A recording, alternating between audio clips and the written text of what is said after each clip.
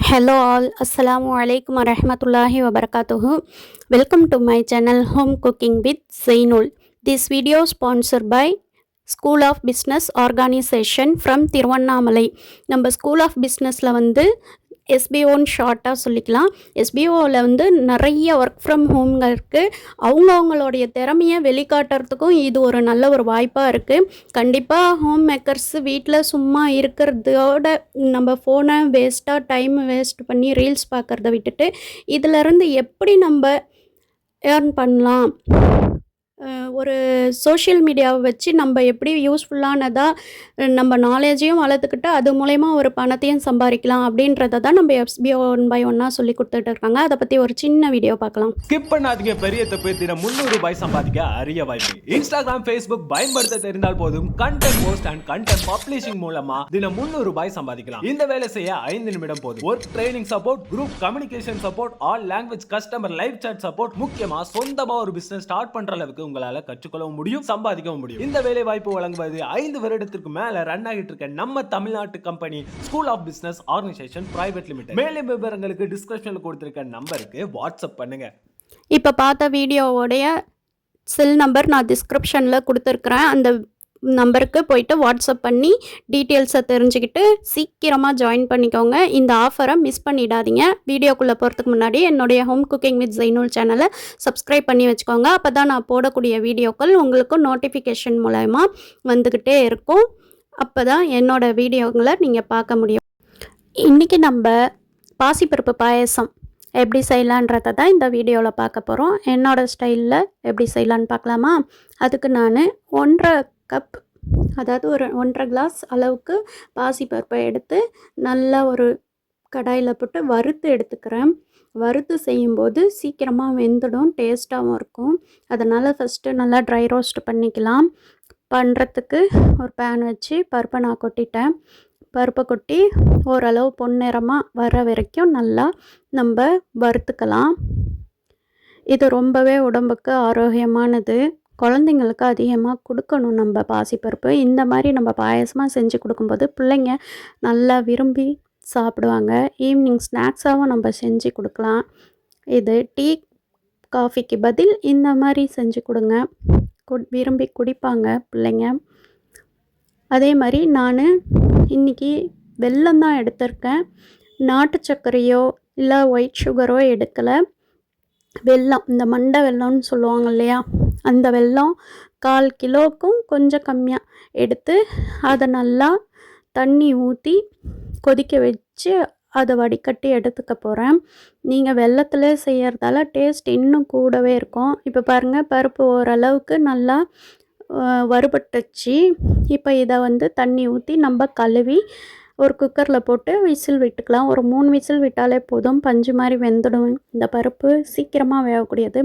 கூட 2 கல் உப்பு போட்டு வேக வச்சுக்கலாம். அப்போ தான் ஸ்வீட்டை தூக்கி கொடுக்கும்.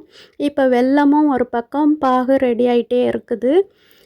இது நல்லா கொதித்து பாகு நல்லா கரைஞ்ச பிறகு நம்ம இதை வடிகட்டிக்கலாம். ஒரு இரும்பு வடிகட்டி எடுத்து வடிகட்டிக்கலாம். இந்த வெல்லத்திலே நான் 2 இது போட்டுக்கிறேன், ஏலக்காய் போட்டு நல்லா கொதிக்க வச்சுக்கிறேன். அதே மாதிரி தாளிக்கும் போதே நம்ம ஏலக்காய் போட்டு கொதிக்க வச்சுக்கலாம். இப்போ பாருங்கள், விசில் வந்துடுச்சு. நான் தேங்காய் பால் தான் இதுக்கு முக்கியமான ஒரு விஷயமே. பட் தேங்காய் பால் எடுக்கலை, அதுக்கு பதில் தேங்காய் பற்களை எடுத்திருக்கேன். நான் சாதா மாட்டுப்பால் எடுத்துக்கிட்டேன். இப்போ பருப்பு பாருங்கள் நல்லா வெந்துடுச்சு. இதை அப்படியே மசிச்சுக்கலாம். சில பேருக்கு நல்லா கரைச்சா தான் பிடிக்கும். அதுக்கு நீங்கள் மிக்சியில் வேணால் இது பண்ணுங்கள். நான் எனக்கு ஓரளவு பருப்போடு இருந்தால் தான் பிடிக்கும். அதனால் சும்மா அந்த கரண்டியிலே மசிச்சுக்கிறேன். இப்போது அந்த கரண்டியில் மசித்த இதுலேயே நான் பாகை வடிகட்டி ஊற்றிக்கிட்டேன். ஊற்றி கொதிக்க விடலாம். இந்த மாதிரி நல்லா கிண்டி கொதிக்க விடுங்க. சம்டைம்ஸ் அடியில் அடி பிடிக்கும், பருப்பு கட்டி கட்டியாக. எனக்கு லைட்டாக இதாகிடுச்சு. இப்போ ஒரு பக்கம் நான் அந்த வறுத்த கடாயை வச்சு நெய் விட்டு அதில் எடுத்து வச்சுருக்க முந்திரி பருப்பு, அப்புறம் தேங்காய் பற்கள் நல்லா செவந்து வரணும். அந்த அளவுக்கு சிவக்க வச்சுட்டு கூட நம்ம இந்த முந்திரி பற்களையும் போடலாம். எனக்கு வந்து திராட்சை என் பிள்ளைங்க யாருமே சாப்பிட மாட்டாங்க. அதனால் வந்து நான் முந்திரி மட்டும் ஆட் பண்ணிக்கிறேன். நீங்கள் முந்திரியும் திராட்சையும் போட்டு ஆட் பண்ணிக்கோங்க. சில பேர் பட்டை கிராம்புலாம் போடுவாங்க. பட் எனக்கு பிடிக்காது அந்த ஃப்ளேவர். பிள்ளைங்க சுத்தமாக விரும்ப மாட்டாங்க. ஸோ அதை நான் ஸ்கிப் பண்ணிக்கிட்டேன். இப்போ இதை தாளிக்கும் போதே வந்து இந்த ஏலக்காய் மட்டும் சேர்த்து தாளிச்சிக்கிறேன். தாளித்து அப்படியே அதை கொதிக்கிறதுல ஊற்றிக்க வேண்டியது தான். அதே மாதிரி தேங்காய் பால் ரொம்ப பெஸ்ட்டுங்க. பட் என்கிட்ட இப்போதைக்கு தேங்காய் இல்லைன்றதால நான் மாட்டுப்பால் இருந்தது. அதனால் நான் மாட்டுப்பாலையே வந்து காய்ச்சி ஆற வச்சு அதை ஊற்றி பசங்களுக்கு கொடுத்துட்டேன். நீங்கள் தேங்காய் பால் கண்டிப்பாக இருந்தால் ஊற்றி ட்ரை பண்ணுங்கள். ரொம்பவே டெலிஷியஸாக டேஸ்ட்டாக இருக்கும். குடிக்கிறதுக்கு பெரியவங்களுக்கே வந்து இன்னொன்று கேட்டு வாங்கி குடிப்பாங்க. அவ்வளோ டேஸ்ட்டான ஒரு பாசிப்பருப்பு பாயாசம் இது. நான் அதிகமாக பாசிப்பருப்பில் பருப்பு சமையல் செய்ய மாட்டேன். பாயாசத்துக்கு மட்டும்தான் அதிகமாக யூஸ் பண்ணுவேன். இப்போ நல்லா பாருங்கள் வறுபட்டுச்சு. இதை அப்படியே நம்ம ஊற்றிக்கலாம். ஊற்றி நல்லா கிண்டி விட்டுக்கலாம். பார்க்கவே நல்லா கலர்ஃபுல்லாக இருக்குது.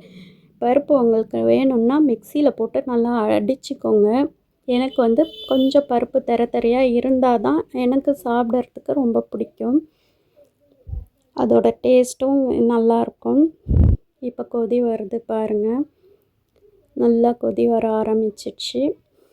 அந்த நெய்யோட அந்த இது பார்க்க நல்லா கலர்ஃபுல்லாக நம்ம ஜாங்கிரி போட்டதால், அதாவது வெல்லம் போட்டதால் கலர் நல்லா பார்க்கவே சூப்பராக இருக்குது. இப்போது நான் பால் எடுத்து வச்சுருக்கிறேன் இல்லையா, அதை ஆற வச்சு இதில் ஆட் பண்ணிக்கிறேன். அதே மாதிரி பாயசமும் வந்து ரொம்ப கொதிக்க இருக்கக்கூடாது. அப்போ ஊற்றுனீங்கன்னா பால் சம்டைம்ஸ் திரஞ்சு போயிடும்.